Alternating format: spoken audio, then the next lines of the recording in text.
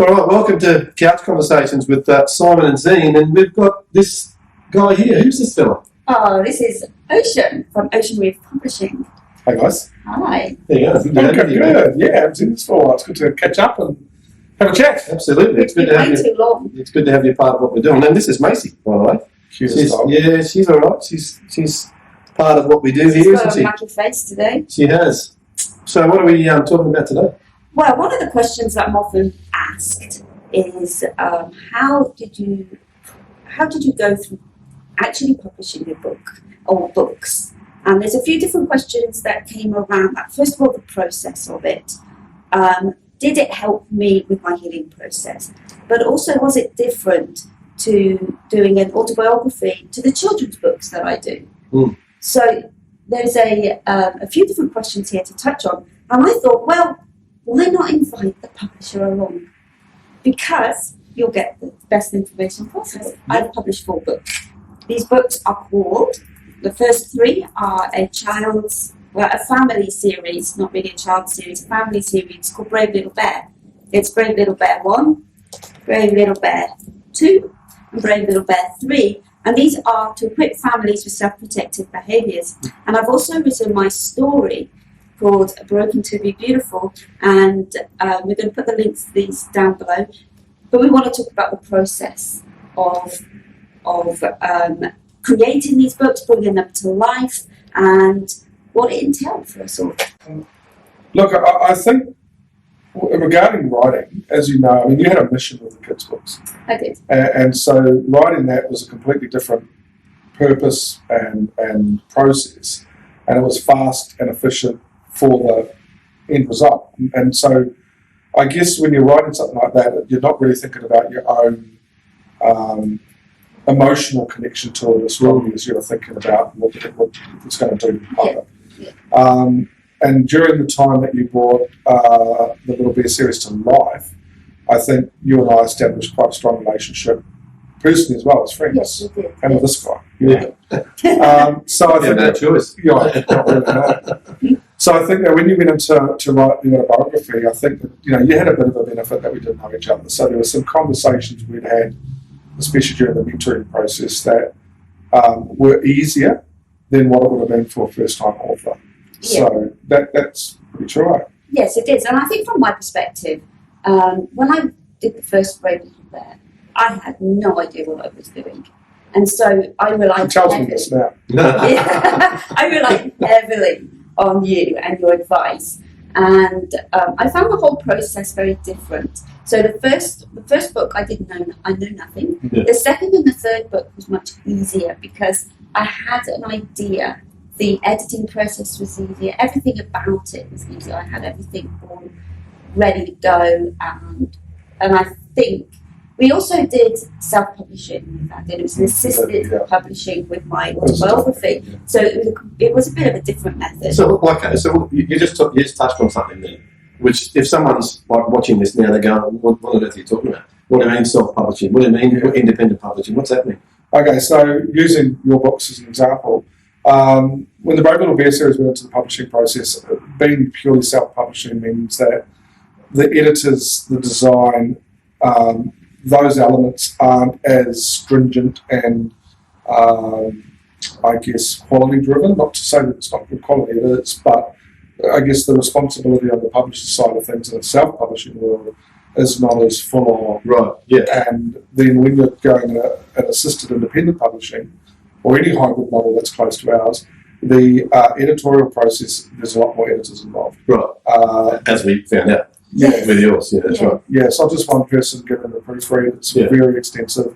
And the biggest thing that really stands out from self-publishing is the marketing and distribution support. Yeah. And from our perspective, to be successful as an author, you need to know how to promote, how to market, and you need to work towards making your investment back. Without a doubt, yeah. Whereas in self-publishing, that's not a focus at all. No. And that's why I got out of self-publishing. Yeah, right. Because I didn't think it really worked for you guys. No.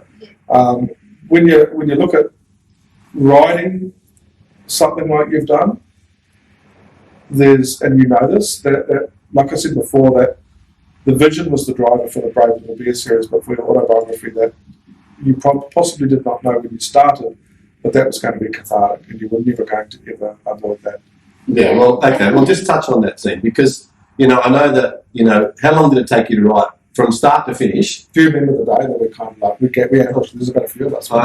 Andy Cullen was involved. I know, but it was actually at the launch. It was at the launch of the Brave Little Bear series. And you don't, I don't know if you even know this, but this is really funny, guys. So let me answer the first question. Okay, let's do that. So the first question was, how long did it take? Yeah. Well, I started in 2012 and I published it in 2019. So that is a long, long time. And in between that, I wrote the Brave Little Bear series. Yeah. So it was a very long process for me to write the book.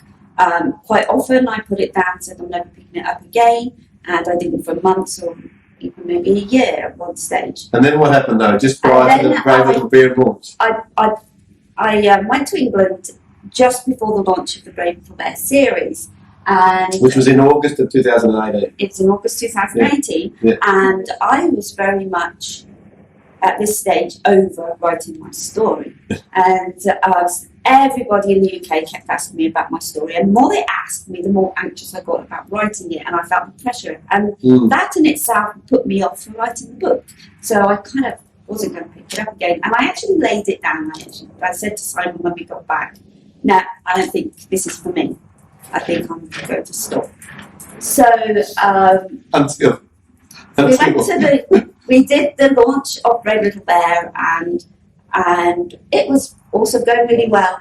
And so Andy Cullen was the MC of the night, and he halfway through the evening he threw in this statement, Xene, tell us about your story that you're writing. And I was like, I am so not writing that story. But I waffled my way through it and said, it'll come out when it'll come when it comes out. I don't know when that will be. And then Ocean got up and said his little bit and mentioned my story. And I left fuming. I got in the car. And I ranted pretty much all the way home. To me. Sorry, it's all right. All the funny part's still to come. And I was just over it, and I was so cross, and I was thinking, that's extra pressure I don't need, I don't want. No, I'm done. And Simon was just like, just let it go, it doesn't matter, just let it go, it's not a big thing. And I didn't find it funny, I didn't find it at all amusing. And I got home, we went to bed, and I often have bad dreams, and when I have bad dreams I put music in my ears, and I just kind of allow me to focus on the music rather than my dream, and this night was no different. And I put it on shuffle like I normally do, and this song came up from a singer called Francesca Ballesteros. Yeah, Francesca Ballesteros. And it was called Write Your Story. Very first song. And it said it so many times. So someone woke up a few hours later to me with the computer on my lap going... I said to him, what on earth are you doing? Because you got to understand that 8 hours before, she's going, I'm done with this. I'm over it. I'm done with it.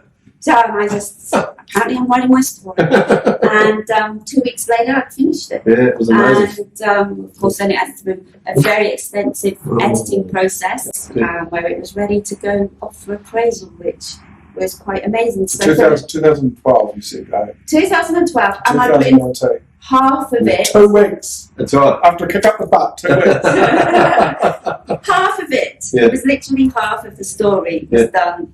In 7 years, near enough. And then the last half in 2 weeks. In 2 weeks. Yeah. Well, I've got to tell you though, I watched her. She was like a woman possessed. I've never seen anything like it. But every waking moment, she was just like this. And I started, and she just go away. I'm writing, and it was like. If we had to go out or anything, I was like, I've got to get home. I've got to get book to write. And it was extraordinary. The thing was though, she got to a point where she was ready. Yeah. And that's the thing, isn't it? Yeah, it is. To tell a story of any sort of trauma, you have to be ready to write it. I actually had a situation last week where an old author of mine had contacted me about finding out a friend of her ex-husband had been grooming her 15-year-old daughter, and the 15-year-old had no idea. Yeah. But the age of this guy, clearly there was and she was looking for answers. And when she's talking to me, she's feeling that pain right now. And I had to do the right thing and said, you're far from writing the story. Yeah, You're yeah, just too not- close. Too close. You're just not ready. Yeah. But when you are in that space, like you obviously were, Yeah. once you start, and this is applicable to any kind of writing, you just don't stop. If you can keep going, keep going. Yeah, And don't go back and self-edit because you read back what you've done and you end up going over and over and over. Which is part what I did, and that's probably why it took me so long. Every time I did anything, I'd go edit it, And you then I'd consider edit it again, then I'd edit it again, and then it's just like, and I'd only done the chapter. and You know. you get way too close to it anyway. That happens throughout the publishing journey regardless. But if you keep going over and over and over it, you actually get sick of it. And that would have contributed to you putting it down for that. Absolutely, Yeah. absolutely. And we're talking about what happened after you've written it, yeah? Yeah, so then obviously I had to go off to appraisal, and that was terrifying because this is my heart and my soul and everything about it, and have someone critique it and say this is just a rubbish story. You can't get to go any further with it. It would have been But heartbreaking. that's not what happened. It's not what happened, and I was very blessed. There were a few things that needed to come, needed to be changed, bits and pieces, and I did it in a week, so it wasn't that much. Yeah.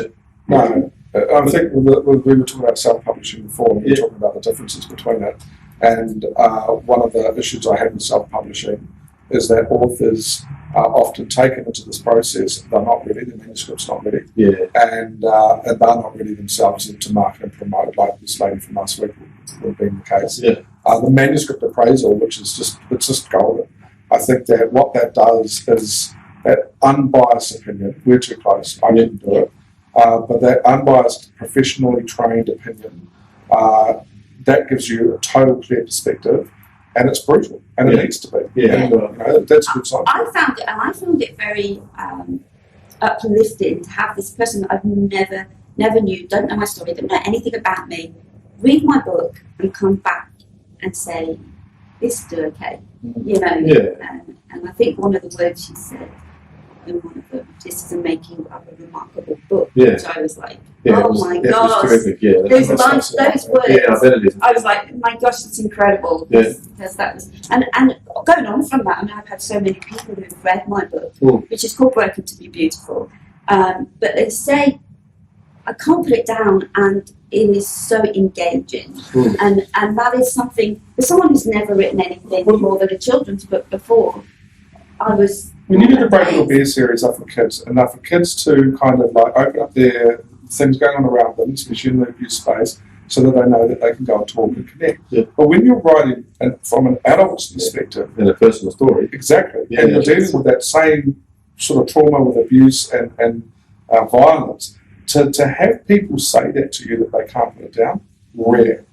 Because it's not easy to, I'm going to go and pick up a book about trauma. Yeah, That's exactly That's right. not something that people do. No, that's right. So when they are reading that sort of story, for whatever reason, whether it's to try and get someone that they can relate to that's going through it themselves or whatever, to be able to feel that connected to the story is just incredibly difficult. So, the appraiser did a fantastic job in those recommendations, but at the same time, rightfully so, gave you the confidence that this is going to have the impact that you want. Yeah, and it has. It's Yeah, had an absolutely. incredible impact. Well, thanks for joining us this time, mate. We really appreciate it.